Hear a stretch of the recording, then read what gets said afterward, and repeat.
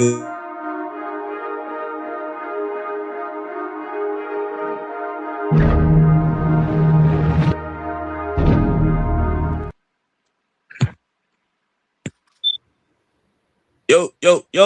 What's going on, people? What's going on, people, man? It's Wednesday, so you already know what it is. It is the heavy hitters coming at you live. So go ahead and tap in once you get in here. K Styles here. Right below, you see him as Mad Mike Sports, the senator. Yeah. What's happening? Yeah. And right at the top, you know him as the Don, the Summer Hill Nightmare. Whoop that trick. Whoop that trick. And right below me, you know him as the Minister, Jew Talk Sports in the building. Yes, sir. Good evening. Thank you for joining us, Trent. Yeah, excited. And as you see, our special guest for this evening, we got Mr. Trent McGee, a.k.a. he is the Indiana Hoosiers representative, as well as the Kansas City Chiefs representative as well, man. Trent, man, appreciate you coming on with us, man. How you doing today, man? Man, I'm a national champion. I won a lot of Super Bowls, and then I got myself a natty, so I'm feeling pretty good. I'm excited to talk to you all. You were lucky, man.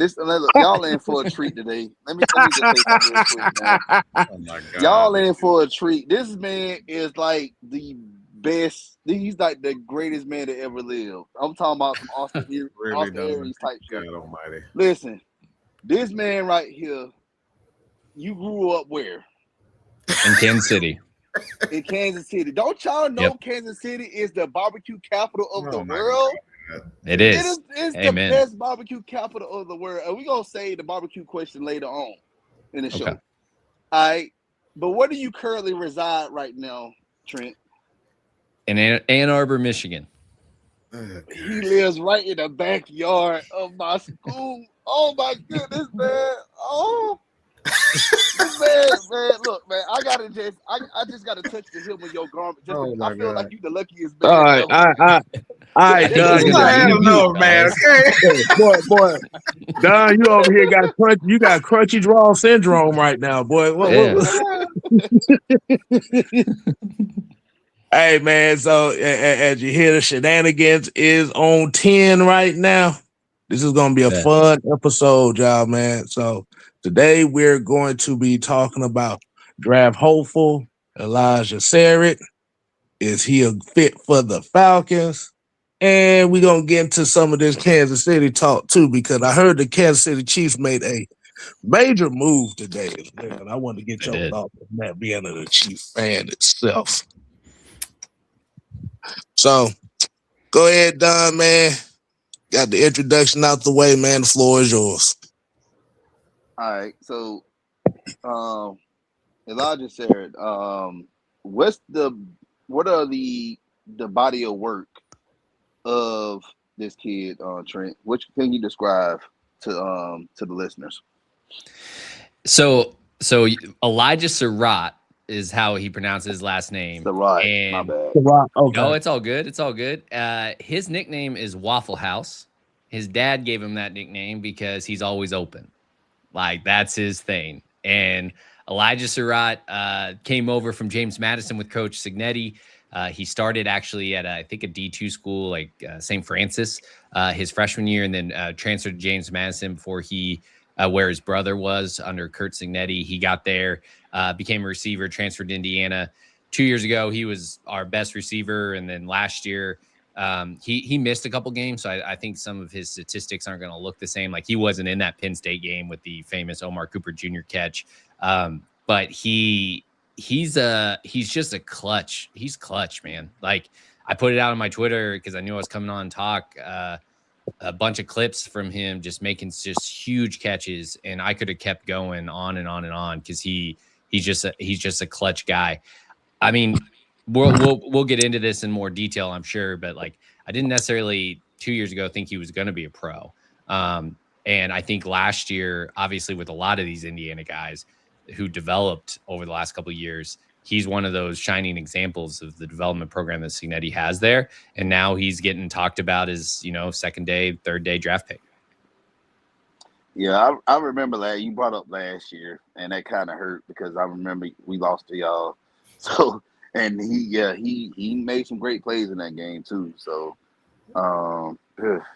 yeah, I mean, I just want to point out, I don't know necessarily if Indiana won that game or if Sharon Moore Y'all lost won that game by not kicking field goals instead of going for touchdowns in the red zone over and over and making bad coaching decisions. I'm really sad he's gone, to be honest with you, as an Indiana fan.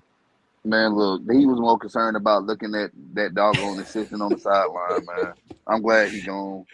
I think the new recruiting coordinator from Texas also is probably glad he's gone because she's a looker. So I was shocked that they hired her. Wow. Yeah. Wow. Look, I'm not. Look, I'm clear. I'm trying to win. Look, we trying to run it back. I'm trying to win the Natty. Yep. We got the right coach, and you look, it's going to be interesting between Kyle Whittingham and against Senegi. So, yeah, for sure. I'm looking He's a forward great for that. coach.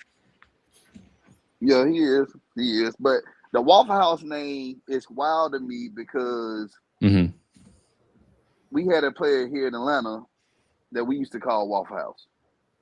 Really? Yes. And guess what? He was also coached by Kurt Senegi in Alabama. Julio Jones? Yep.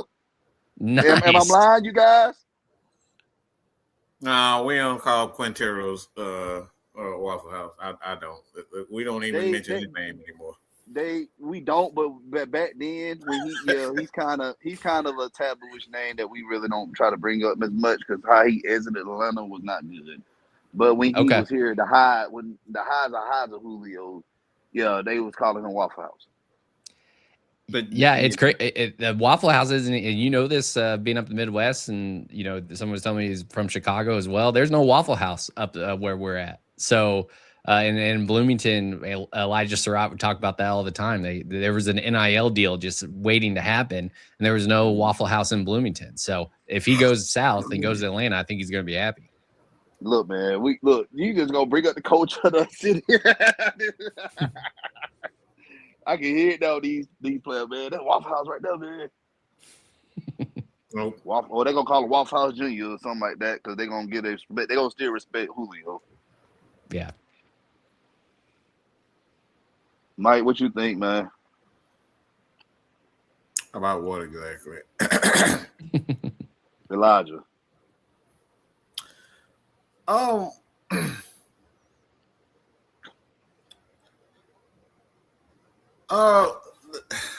trying to figure out who he reminds me of when I watch him. I haven't really gotten a clear answer. I got some names to throw out if you want me to throw out some names. Go ahead. Yeah, I can't quite get it. So probably, a baseline comp probably in Jacoby Myers, just because the thing about Elijah and why I didn't think he was going to get there is his speed, and he didn't run at the combine. So I'm interested to see when he runs at the pro day, what his speed's going to be. But man, he's got some good size and just sure hands. When I got on, you guys were talking about the national championship game. He had that big drop in that game. And I was very nervous at that moment when he dropped that ball because he didn't do that in his 2 years. He hardly ever dropped the ball. And so he comes in and he's just a contested catch guy. He's that back shoulder throw. He actually sent Devontae Adams highlight clips with Aaron Rodgers to Fernando Mendoza and was like, hey, we got to learn this. And Chandler Whitmer, your guys' old coach down there in Atlanta, who had come to be the quarterback coach at IU, he helped develop Fernando to be obviously a Heisman Trophy winner, but also work with the offensive coordinator, who's also the receivers coach, to come up with that back shoulder. And we saw it with Surratt. We saw it with Charlie Becker in the national championship game. I honestly, my favorite comp from him is Keenan Allen. He's not as tall, but he's just like that sure-handed, going to make those clutch catches, especially over the middle, is just a guy that can do that in the league, and hopefully Michael Penix is going to be able to get him the ball if he ends up in Atlanta. I was gonna say Michael. Like a lot of people here in Atlanta, I've been comparing him to Michael Jenkins. Okay. You remember he went to Ohio State. I hate that school. Yeah. And he played for us, but the first years of his career, he didn't look so good because we didn't have a quarterback that could throw the ball, and everybody know what I'm talking about. But when we got Matt Ryan here, he became a wet. He got paid. Yeah. He became a wet. I think he was a Pro Bowler one year, I believe. I'm not for sure or not, but his production went up. So we have a quarterback, Michael Penix. He's very accurate. Yeah. Of course, you know Michael Penix very well. I know Michael Penix real well. So I think adding him here to Atlanta, but we'll get to that topic in a minute. But just I compare him to Michael Jenkins. Yeah, it's real familiar to me. I'm because it's kind of the way his body size kind of reminds me of Roddy White. I'm seeing a lot of Roddy White in him, but it's something about his game is just kind of familiar. I like the way he fights for the ball, very physical. I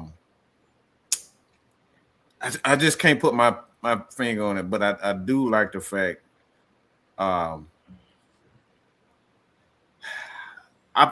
think it's his feet.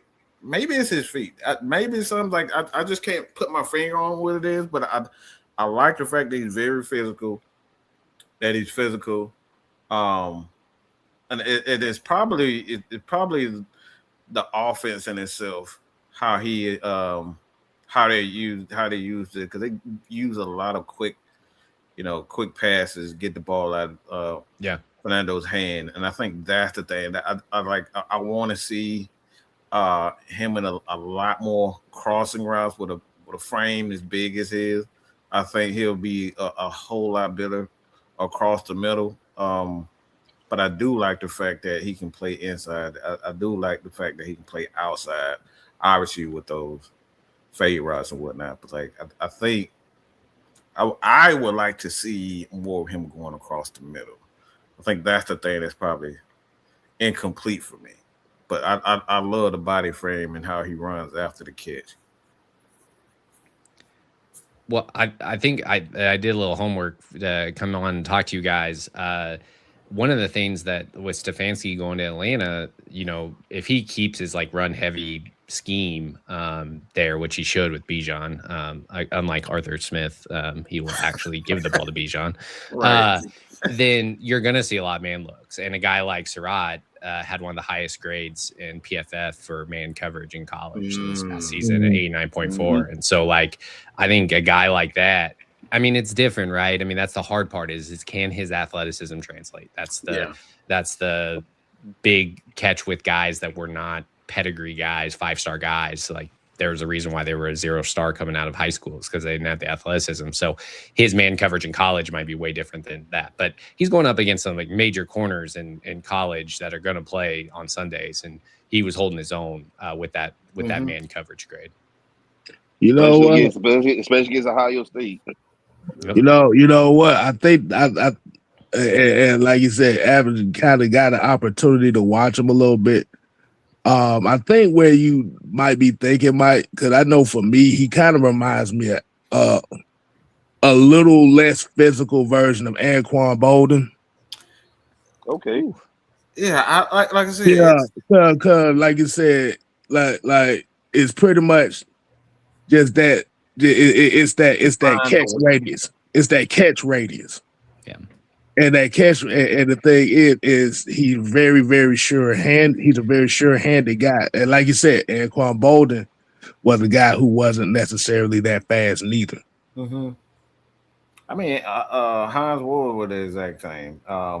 Terrence Mathis, a lot of guys. Terrence Mathis wasn't a big 40 guy. So the 40 doesn't really, for me, the 40 means very little. It's your ability to catch, to get open, and catch the ball. So I love the fact that when he catches the ball.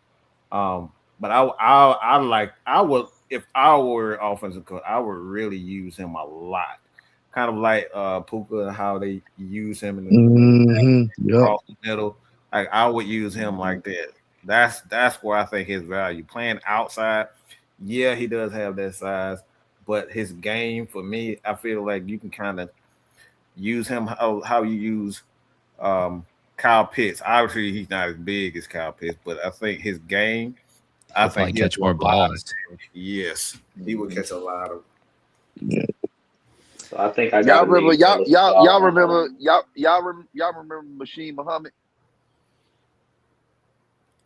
But Machine Muhammad. he played on the outside a lot. Like he had the ability to play inside, but he played outside a lot. I think Elijah, looking at his game, he will flourish in the middle of the field. Yeah. Mm-hmm. I got a name for y'all that y'all we missing. When I watched him on film, it was a guy that played in Atlanta by the name of Muhammad Sanu.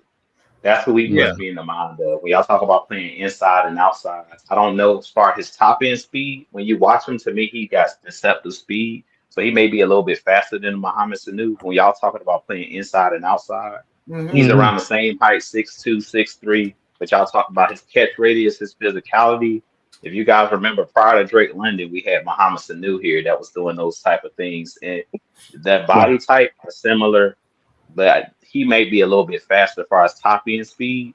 Because I seen him make some big plays. This dude Sarrett, he made some big plays on film as far as down the field.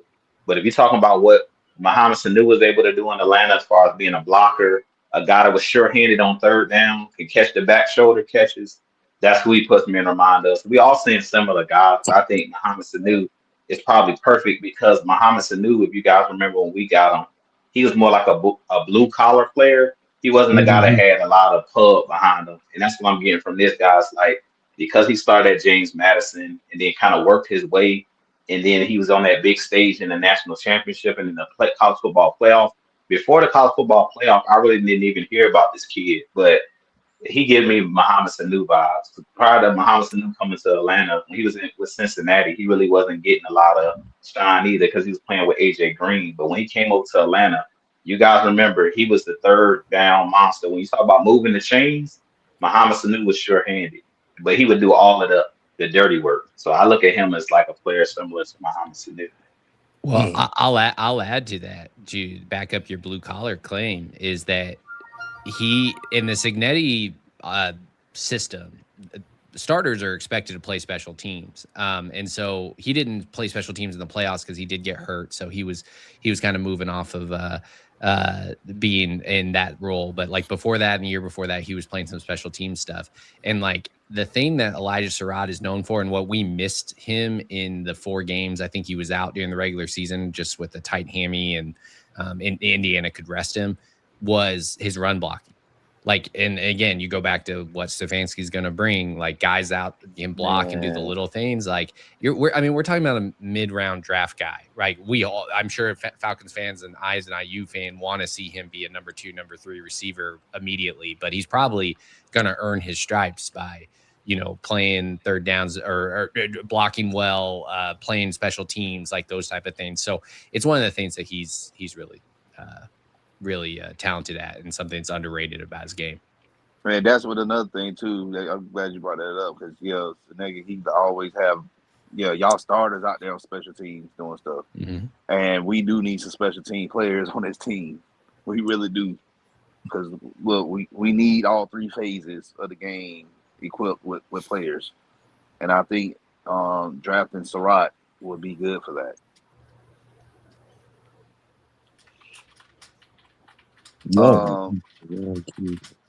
So the next question is, because we kind of already touch bases on like how does he fit here in Atlanta. I know you talked about in Kevin Stefanski's system.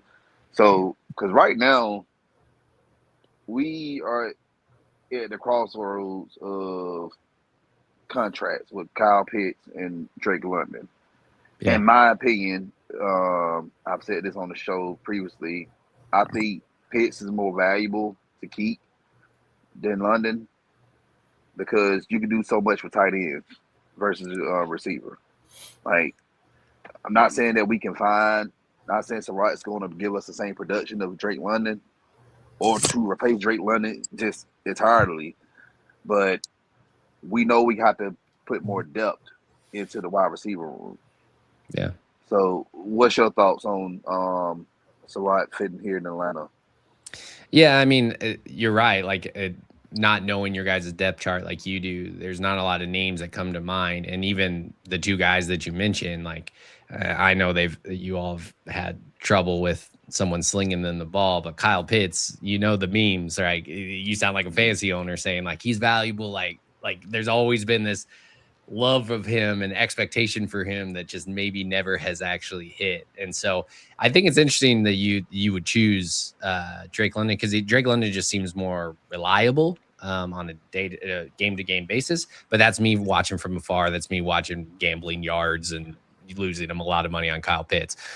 So like I think Sarratt, because he's going to be third, fourth, fifth round guy, is going to be that guy that can provide that depth. But I don't know if year one he's your second wide receiver, and I'm pretty confident he's probably not replacing Drake London if you guys do trade him or move on from him this year. So I think it's more about the depth thing, and he's one of those guys that especially getting I love Kevin Stefanski. I think it's a great hire for you guys.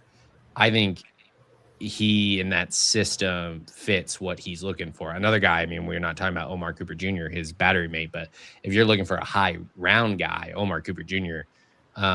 Feels like a guy that could step in and be a 1 or 2 wide receiver next year. Yeah, we don't even have a first round draft pick, so I think Cooper's going to be gone in the first round. I think so too. Which is crazy. Yeah, we're not touching him. So that's what I said. Like, Sarratt going to probably be our guy. You know. Yeah, so because right now we're not, because I know most teams talking about first round draft. We try to cover it. We look at every single round. Like, we don't just look at who's the best. No, we look at depth, because depth is going to go get your team far. It's going to get your team in the playoffs, and it's going to potentially get your team in the Super Bowl. So, Mike, what's your thoughts, man? Again, about what? How would he fit here in Atlanta, man? I don't know. We haven't seen anything about Kevin. No, I'm kidding.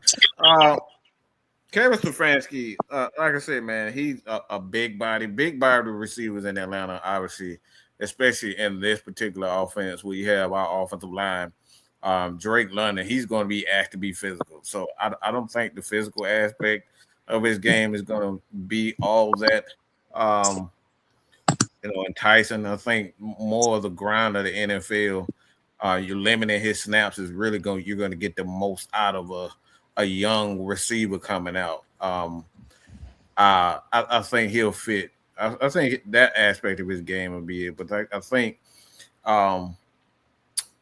having a guy like Drake London is probably the best thing for him. I think he'll be able to learn from Drake London and both Kyle Pitts, because both of those guys kind of use their physicality, and Kyle Pitts really turned it on last year with his physicality, a little bit more outside with his game. But I think Elijah, if he were to come to Atlanta, I think they would use him pretty similar to how wide receivers were used in Indiana. A lot of quick passes, get the ball out of his hand.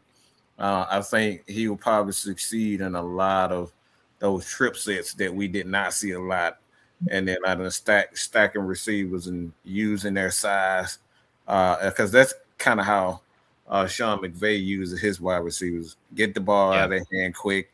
A lot of stack route, a lot of stacking his receivers with tight ends, using that size. So I think he'll be able to fit what Kevin Stefanski does, because, I mean, even, with his size, he can be a kind of a undersized tight end if you put him in, what a lot of those, a lot of Falcons fans don't like the pistol formation, but I think he'll be able to.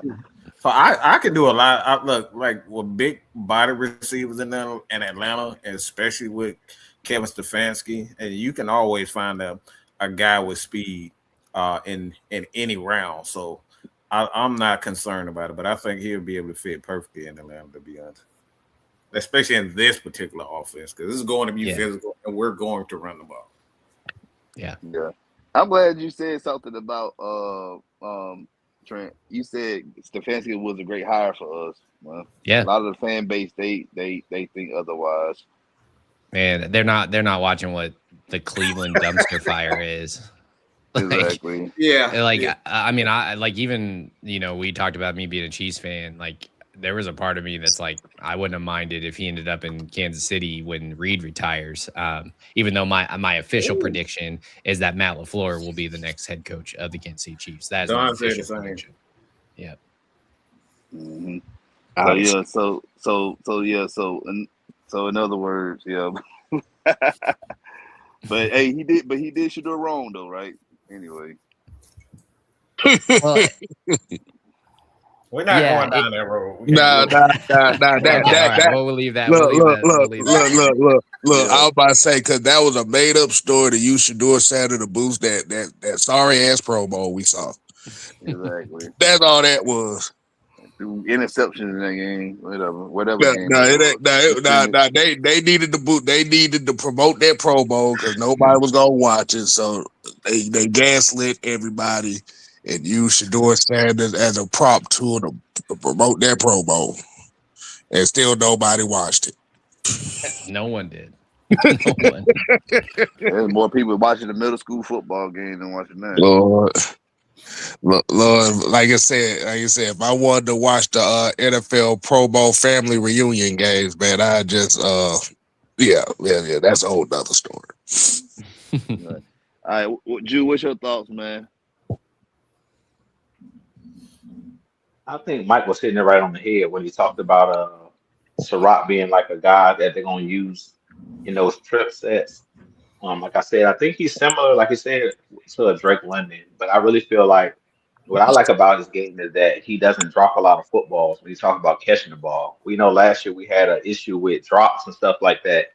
When I look at him, he's just a consistent guy. That's why I call him like a blue collar player, because he doesn't necessarily wow you with the spectacular play. He can make spectacular catches, but he doesn't really wow you like with his speed or anything. What I noticed when I watched this game is just he's consistent, like he's reliable, and that's what you really need. When you talk about, especially the second, third, whatever you need as far as being a glue guy, I see him as one of those glue guys. Like he's gonna do whatever the team needs, whether it's special teams, whether it's if somebody go down and you need him to step up and be that number 2 guy, whether you need him to go in the slot. To me, he showed that he can do a lot of different things. He can block, he can do all the different things because he has the size. So what I like about his game is just he's versatile. You can use him in a lot of different areas, but the main thing I notice is his fundamentals. He's very fundamentally sound, can run routes, but doesn't drop many, put many balls on the ground. When you talk about wide receivers, he's very sure-handed. So I think that would, definitely be a big thing for us this year, is having guys that can do the small things. I always talk about it. The fundamental things is what goes overlooked. And that's something that I think that when he gets his opportunities, I think that he'll be a guy that can step up to the plate and make plays. And that's what we didn't have enough of last year, especially after they let go of Ray McLeod and all the guys that we didn't have the wide receivers outside of Drake London at the wide receiver spot. Who was really making plays? You know what I'm saying? So I really feel like that's the biggest thing is we need to get more playmakers in here where we don't have to rely so much on Drake London. If they double team him, you have somebody that can be consistent. And that's why I brought up Mohamed Sanu. Because Mohamed Sanu was that guy when Julio Jones was double teamed. If it was a big third down, he wasn't flashy. He wasn't necessarily going to take a slant to the house. But we know if you needed 5 yards, Mohamed Sanu was going to get you 6. And that's what I see with this dude, Sarrett. I think he's gonna do whatever is required, and that's what we need. Can I add something to that? Oh, sorry. Go ahead. No, go ahead. Well, go ahead. You good?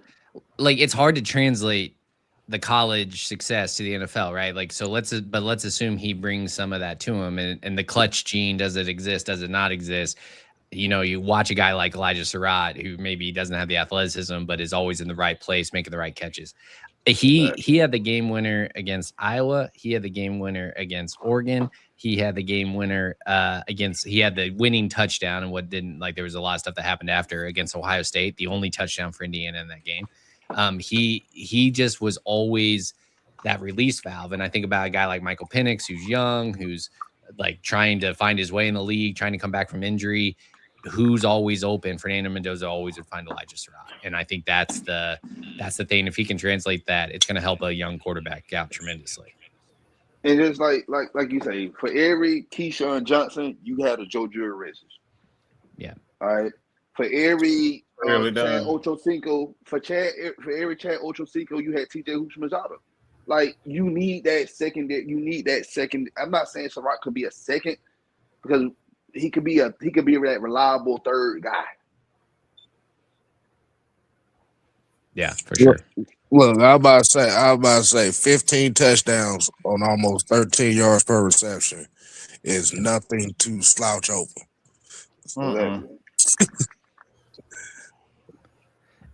Yeah, go in that thread also. I put a catch, because I mean, it was a lot of back shoulder stuff. There's 2 catches that I put in the thread that I want to put in there. If you guys listeners add ST McGee on Twitter, self promotion there. But like, there was UCLA, like, it's a short yardage, quick out pass, and he just like kind of like power forward bodied him up and like easy catch, which was beautiful. And then there was one. It's one of the best throws that Fernando Mendoza threw all year, but it was Michigan State about 40 yards out, all in air yards, and Elijah Sarrett just picked it off the guy's helmet on a full sprint, who was right up in his gear. It was incredible. So again, Waffle House, he's always open. Yeah, like you said, you get your hands on it, you're always gonna be open. And just to add on to as far as what he brings, think about this, David Seals. Yo. Boy, like, you didn't have to do that. You could have just left that to yourself. David Seals, don't do that. Darnell Mooney. Like I said, the thing about it is the wide receiver, the wide receiver position down here has been pretty inconsistent outside of Drake London. Now, I know kind of like a lot of the viewers that are kind of watching, like you said, when we talk about, he doesn't really have a lot of that high top end speed. Like, he's not really a speed receiver type of guy. So a lot of people that's kind of watching is going to be automatically kind of thrown off of that. But it's a difference between 40-yard speed and game speed, and the speed when you get the football in your hands. And effectiveness, period. Effective. Yeah. None of that. A guys like Hines Ward and Anquan Bolden, so many other guys, they didn't get open just using their speed. Donald Driver. Donald Driver's another one of them. And that's the thing. It's like, that's what I see with him. Like, he just finds a way to get open and understand his space. That's one of the most underrated aspects of being a receiver, is understanding space. What was that receiver name for to play with the Broncos? Rod Smith. Yeah. That was my initial comp. I ain't want to go that far, but that was actually one of my initial comps right there. Was oh, you know what? I just thought about it. He runs like Jerry Rice. That's who it is. He reminds his form and how he runs is very Jerry Rice-esque. Jerry Rice doesn't burn a lot of. He gets off the line, but he knows when to turn it off. And Jerry Rice was very physical. He was more physical than people thought he was, and that's kind of what I'm looking at Elijah Sarrett. Like, I know it's somebody, but I couldn't figure it out. But it kind of, if you look at how Jerry Rice runs his routes, Elijah does have to get better with running with certain routes. That's a given being a rookie. But like, when I look at how he runs his routes, he kind of looks like Jerry Rice. One of you mentioned the Broncos. My co-host on the podcast when we did our NFL comps for our draft guys, he put Cortland Sutton and as a kind of a comparison guy, like not a super speed guy, but big body, good hands. Always Bo Nix always seems to find him. That was kind of the comparison. So you mentioned the Broncos, and that made me remember that one. Okay. Yeah, I said Ryan Smith because and this is why I said Michael Jenkins earlier, because remember we drafted Jenkins to be our Rod Smith, because remember we had Greg Knapp as our offensive coordinator. He came from Denver. Mm-hmm. Because they try to replicate their same offense. Yep. Yeah, you're right about that. I ain't think about it like that. Yeah. But now I said, I we all come to, everybody had their own, because everybody's eyes is different. That's why every scout is not the same. That was the case that but yeah, I mean, like pretty much, the Falcons are going to have to draft. They're going to have to address wide receiver this offseason, rather it does be in the draft or rather it be a free agent. Free agency wise, I don't really necessarily see them addressing it in that way, unless they're just looking for a low end speed guy. But they do need a legit consistent number 2. And like you said, Elijah is not one of the sexiest names going into the draft, but like you said, that production, and with him nicknamed Waffle House, and a lot of the people are calling him a QB friendly wide receiver. That's definitely a serious need to look at right there. I mean, when you get labeled as a QB friendly wide receiver, we got to take that serious. But this is why I said I would much rather draft a receiver than free agency. Man, we done got the David Seals and the Darnell Moody's and Ray McLeod, bro. Like that, has it worked out for us? No, it hasn't. We got to start developing our talent through the draft. Exactly. Yeah, I mean, I would say a one concern. I mean, Stefanski, who did he develop in Cleveland as a receiver? Like that would be like the best.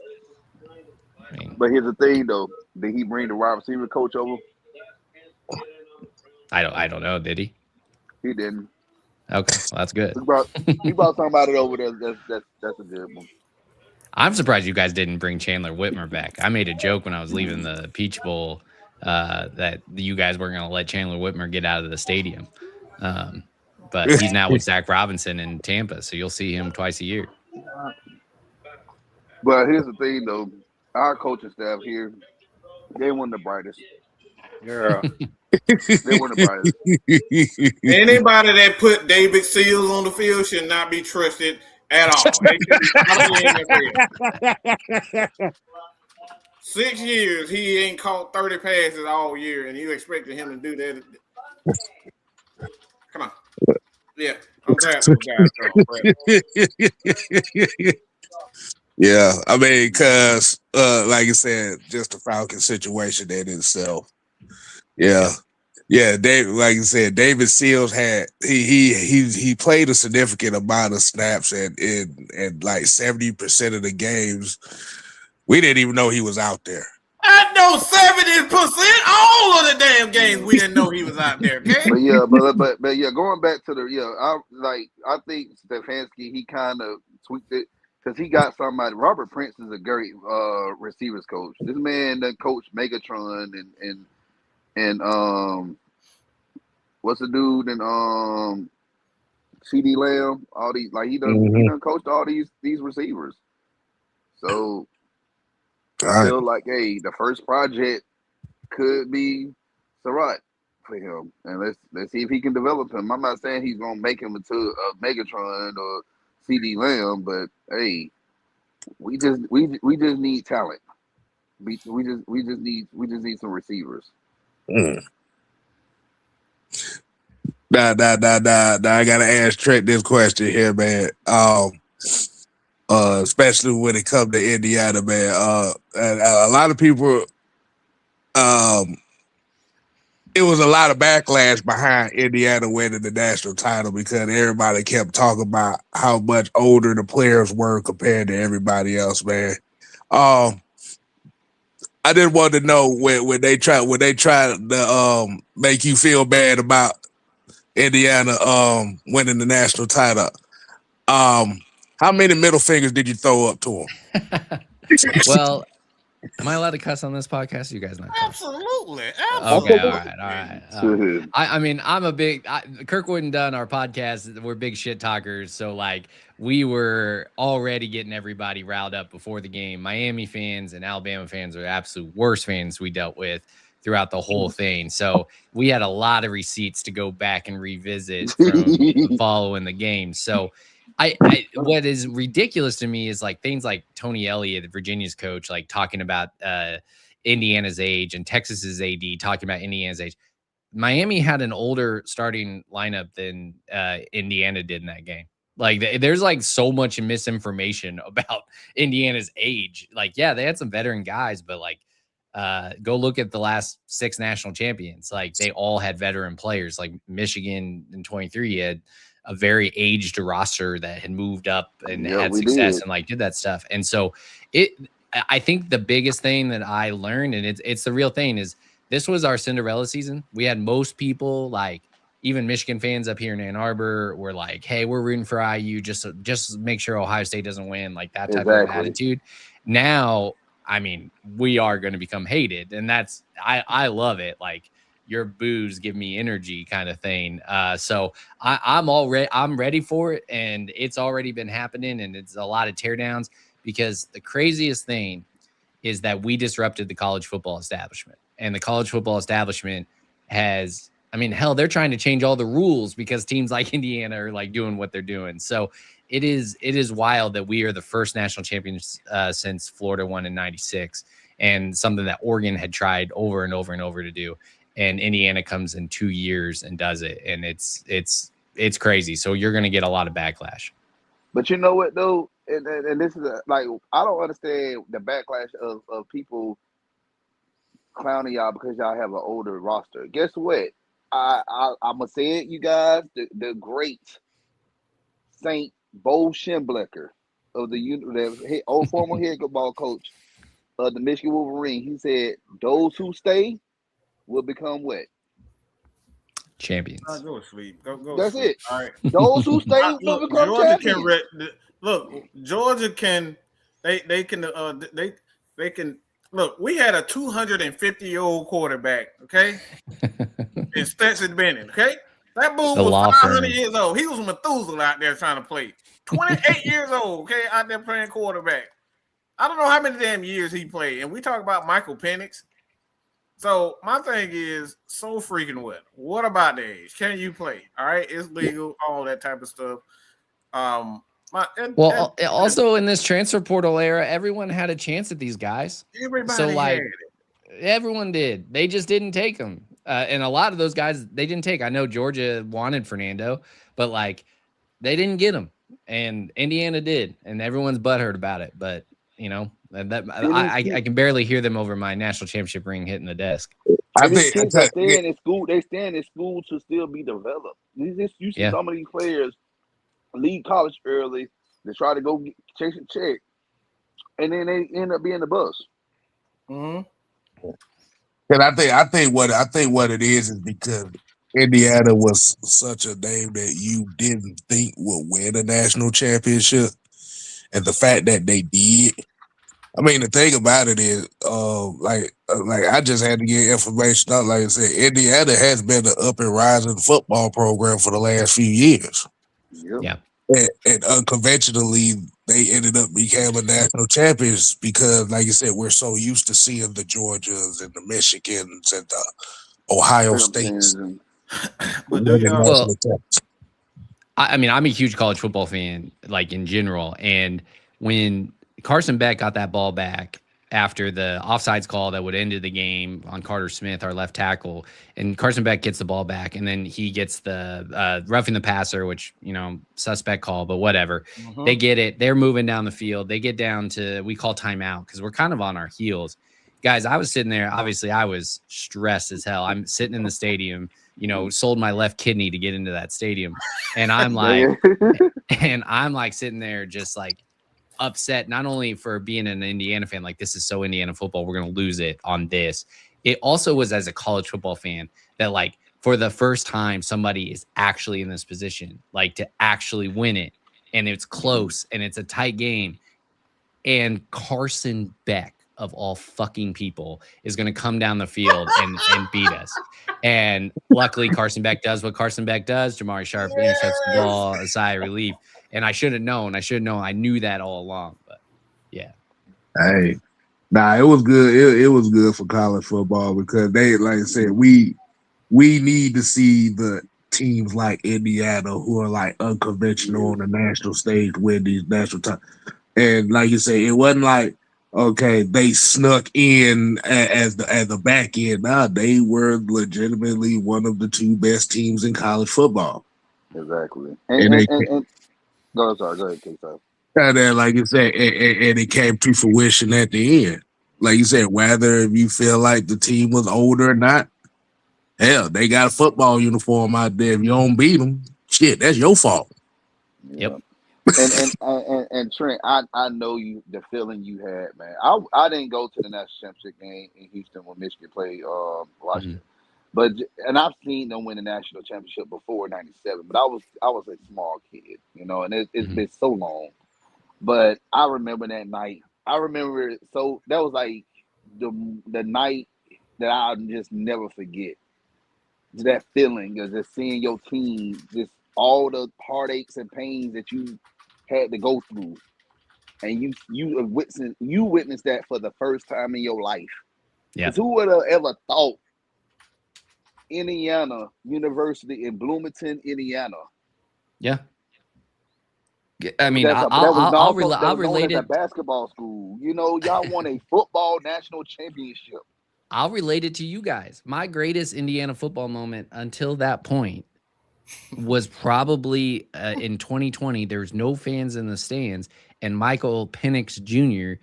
does the reach against Penn State and wins us that game, and we go on and have like a magical 2020 season.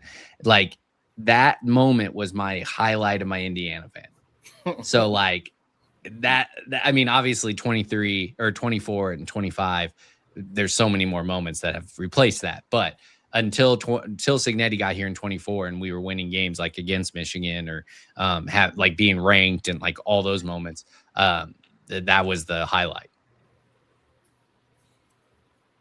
Yeah, that's what I said, man. It's just being a fan. It culminates sometimes when you see your team just hoist that trophy up, man. Confetti falls. Oh my God, boy! We should have never gave you another championship. All right, you gonna talk about that? Hey, they still have their banner up on the stadium. By the way, I drive by. He got it on his phone. Yeah, we do. He got it around his neck, his clothes. Yep. He go to work with Michigan stuff on. He go out to eat with Michigan. He don't do nothing without Michigan stuff. If they had Michigan condoms, he'll probably bump them shit all the way up. Look, man, look. Sharon Moore special right there. That's a special kind of love right there, boy. That was good. See, Trent fit in right well, man. You see that? Hey, y'all, we about to go ahead and segue to the last part. So this is the question that I wanted to ask you, man, because I know we got to end the show soon. When you lived in Kansas City, what was your favorite barbecue joint? Oh man, I'm gonna be honest with you guys. I know that this tells a lot about a person from Kansas City where they go.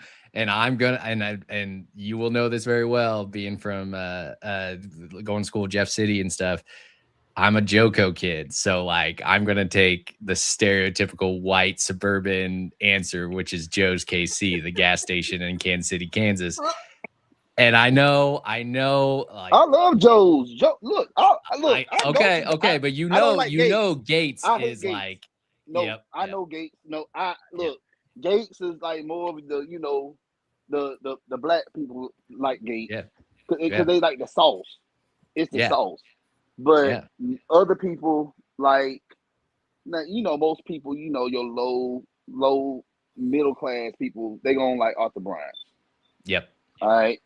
And then if you rich, you got feel real. What in the world is going on? It does draw. It's located in different locations. It's really like that. City. Yeah, it draws. Like you're not finna find no Church's Chicken in Duluth, bro. Do you? Yeah.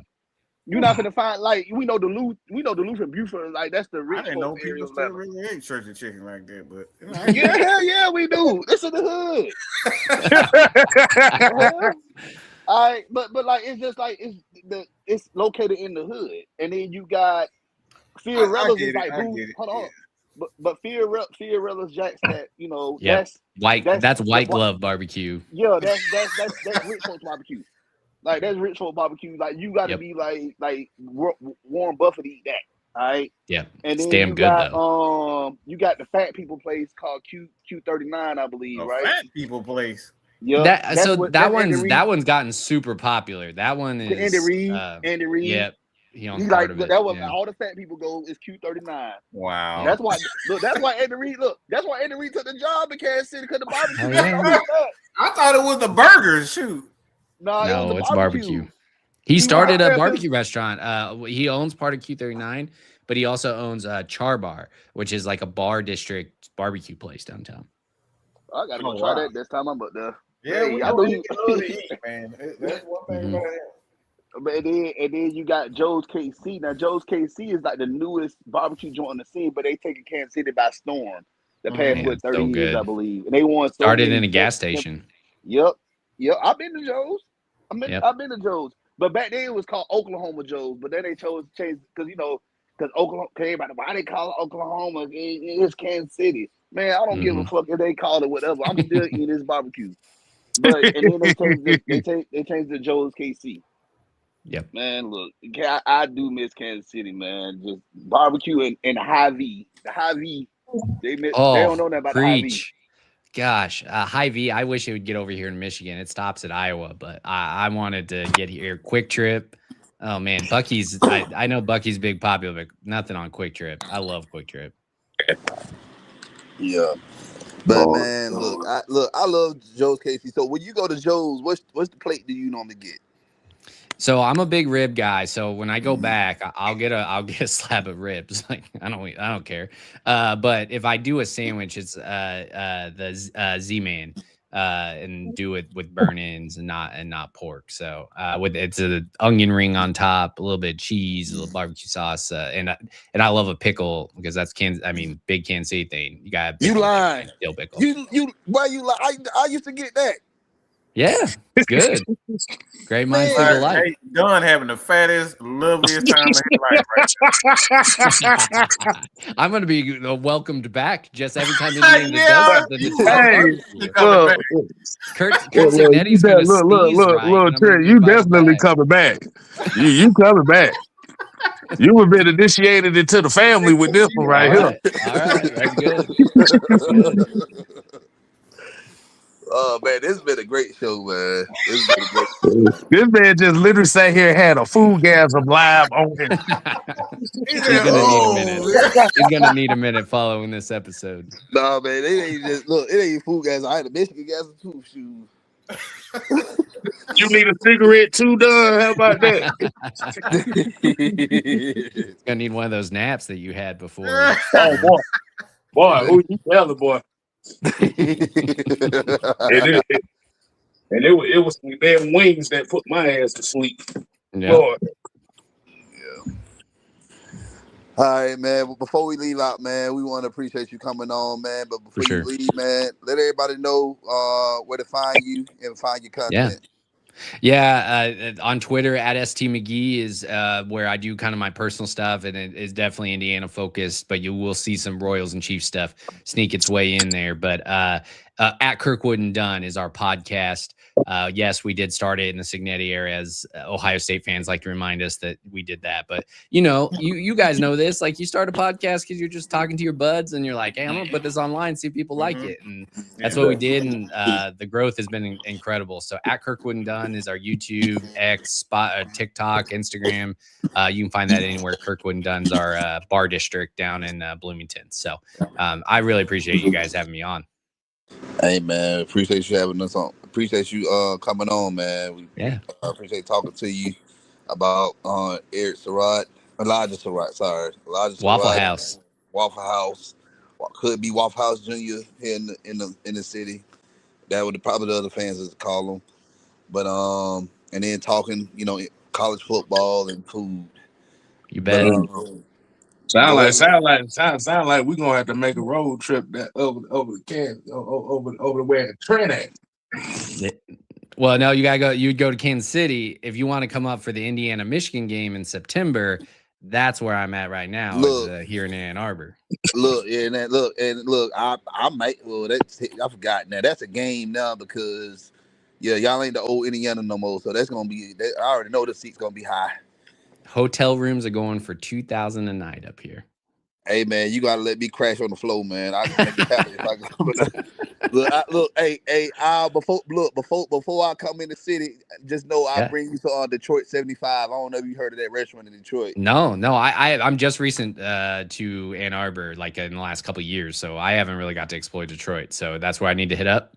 I haven't been there, but I've been looking at it on the internet. But like that man, it used to be a food truck, but now they got like a restaurant now. They got like a lot of, it's like halal food. Yeah. But it looks so good. They got some garlic parmesan fries. And what else he got? It's everything. Is this what you do before you go to bed? You just scroll and look at like food places all over the city? Because that's awesome. I do.